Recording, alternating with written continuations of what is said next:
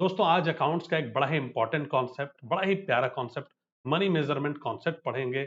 और पिछले साल में आपसे इससे क्वेश्चन भी एसएससी के डबल ए एग्जाम में पूछे गए हैं। ये जरा समझते हैं। दोस्तों अगर मैं बात करूं मनी मेजरमेंट कॉन्सेप्ट की तो क्या कहता है ये कहता है कि अकाउंटिंग करते वक्त सिर्फ उन्हीं बिजनेस ट्रांजैक्शंस को नोट डाउन करना जिनको पैसे में मापा जा सके, मनी में मेजर किया जा सके। यानी कि जो कि फाइनेंशियल नेचर के हो, जो ट्रांजैक्शंस नॉन फाइनेंशियल नेचर के हो, उनको अपने अकाउंट्स में मत लिखना। तो सबसे पहले समझते हैं जरा बिजनेस ट्रांजैक्शंस। बिजनेस ट्रांजैक्शन मतलब व्यापार में लेन देन। जैसे आपकी एक दुकान है तो आप क्या करेंगे, सामान बेचते हैं आप ढेर सारे, तो सामान खरीदना भी पड़ता होगा ना, तभी तो बेचेंगे। तो आपने जो सामान खरीदा उसके लिए आपने पैसे दिए, ठीक। तो ये क्या है, एक लेन देन हुआ, आपने सामान खरीदा, परचेज किया। फिर आगे आप इसको कस्टमर्स को बेच देते हैं, वहां भी ट्रांजैक्शन होती है, लेन देन होता है, ठीक। इसी प्रकार से आप रेंट देते हैं अपनी दुकान का, इलेक्ट्रिसिटी का बिल देते हैं, ये सारे लेन देन। तो ऐसे ढेर सारे लेन देन बिजनेस में होंगे या ढेर सारी घटनाएं होंगी। हमें किन पे ध्यान रखना है, हमें सिर्फ उन घटनाओं और लेन देनों पे ध्यान रखना है जो कि पैसे में मेजर किए जा सके, मापे जा सके, पैसे में, मनी में मेजर किए जा सके। आइए जरा समझते हैं एग्जाम्पल से। दोस्तों एक बहुत बड़ा शोरूम है जिसका टर्नओवर, टर्नओवर मतलब जिसकी सेल कितनी है, 200 करोड़ रुपए पर ईयर की। सालाना टर्नओवर, ईयरली टर्नओवर 200 करोड़ रुपए। और इस दुकान में एक दिन छोटी सी कोई सामान चोरी हो जाता है, छोटा सा सामान कोई कस्टमर धीरे से लेके चला जाता है। कितने का सामान है वो है मान लीजिए 100 रुपए का।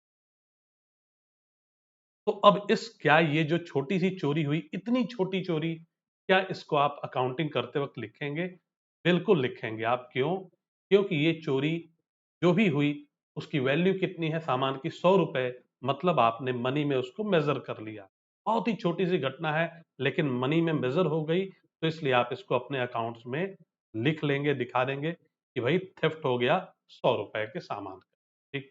लेकिन मान लीजिए इसी कंपनी के जो ओनर हैं, जो सारा बिजनेस देखते हैं, उनके ऊपर एम्प्लॉयज जो हैं, उन्होंने आरोप लगा दिए या कोर्ट में केस कर दिया कि मेंटल हरासमेंट करते हैं, ये ताला बंद कर करके हमसे काम करवाते हैं, ठीक।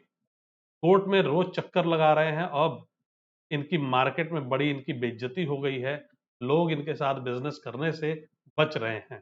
बहुत बड़ी घटना है, 200 करोड़ का टर्नओवर आ गया 50 करोड़ पे, इस तरह की बेइज्जती इनकी हो गई। क्या ये घटना, जो मेंटल हरासमेंट इन्होंने किया, एम्प्लॉइज का जो कोर्ट में केस गया, बहुत बड़ी बात है। लेकिन क्या ये अकाउंटिंग करते वक्त लिखा जाएगा? नहीं लिखा जाएगा। क्यों नहीं लिखा जाएगा? ऑल्दो घटना तो बहुत बड़ी है, लेकिन इसको मनी में मेजर आप नहीं कर सकते हैं, इसलिए आप इसको नहीं लिखेंगे, ठीक। राइट। इसी प्रकार से आप देखें एक और एग्जाम्पल, अभी कुछ साल पहले की बात है।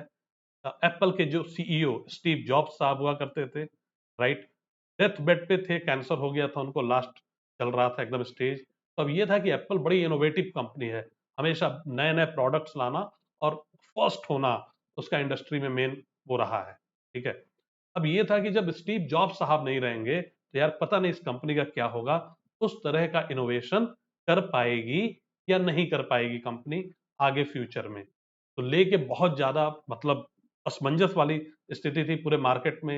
एप्पल के शेयर्स गिरेंगे, उसकी वजह से गिर रहे थे उस टाइम। लेकिन क्या ये घटना अकाउंटिंग करते वक्त लिखी जाएगी कि जो हमारे लेजेंडरी सीईओ हैं वो कैंसर से भी स्टेजेस में चल रहे हैं, लास्ट स्टेज में, और कभी भी डेथ हो सकती है? नहीं, ये चीज नहीं लिखी जाएगी।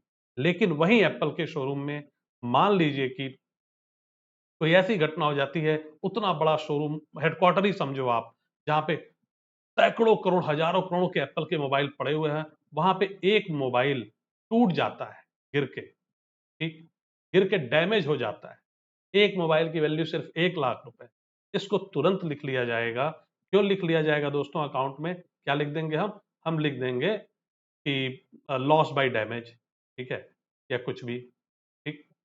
कितने का? 1 लाख रुपए का हम अपने अकाउंट में लिख देंगे। लेकिन वो जो सीईओ, उनकी तबीयत बहुत खराब है, कुछ भी आगे नहीं बचेंगे, पता नहीं क्या होगा, उसको हम नहीं लिख सकते, क्योंकि उसको हम पैसे में मेजर नहीं कर सकते। तो ये एक बहुत बड़ा, जो हमारे अकाउंट्स में आप एक बार क्वेश्चन भी पूछा एसएससी ने, ठीक है, तो ये एक बहुत बड़ा क्रिटिसिज्म भी है कि जो मनी मेजरमेंट कॉन्सेप्ट है वो क्वालिटेटिव एस्पेक्ट को इग्नोर कर देता है, ठीक। So this is a criticism also. आइए देखते हैं, अभी पिछली साल आपसे एक क्वेश्चन पूछा गया 2022 में, तो इसी टॉपिक पे read the given statements and select the most appropriate option. कौन कौन से ऑप्शन है? Accounts are prepared on the basis of a number of accounting concepts. बिल्कुल, ढेर सारे अकाउंटिंग कॉन्सेप्ट्स अभी आप पढ़ रहे हैं, मनी मेजरमेंट कॉन्सेप्ट, इससे पहले मैंने आपको पढ़ाया बिजनेस एंटिटी कॉन्सेप्ट, आगे भी ढेर सारे कॉन्सेप्ट की छोटी छोटी वीडियोस अपलोड करता रहूंगा। तो आपने समझा कि अकाउंट्स ढेर सारे अकाउंटिंग कॉन्सेप्ट से हिसाब से बनाया जाता है, बिल्कुल ठीक है, सही है ये। तो पहला स्टेटमेंट तो ट्रू, यहीं से पता चल गया कि भैया तुम दोनों तो नहीं हो सकते, यही दोनों में आंसर होगा। अगला स्टेटमेंट देखिए जरा, accounts contain only that information which can not be expressed in terms of money. अरे, ये तो मनी मेजरमेंट कॉन्सेप्ट के उल्टा जा रहा है। मनी मेजरमेंट कॉन्सेप्ट क्या कहता है? अकाउंट्स में सिर्फ वही इंफॉर्मेशन लिखनी है which can be expressed in terms of money, जिसको मनी में मेजर कर सकें, जो फाइनेंशियल नेचर का हो। तो यहां पे देखिए ये वाला आपका गलत हो जाता है। तो one is true, two is false. आप देखेंगे फर्स्ट ऑप्शन आपका आंसर है। मिलते हैं नेक्स्ट वीडियो में। और जो लोग भी बैचेस में इनरोल होना चाहते हैं, डबल एओ की तैयारी करना चाहते हैं, तो डबल एओ की तैयारी के लिए full score is the best platform. कहीं से भी आप तैयारी करने की सोच रहे हैं तो डेफिनेटली आपको फुल स्कोर से ही करना चाहिए। लगातार हमने सिलेक्शंस देते आए हैं डबल एओ में। Thank you.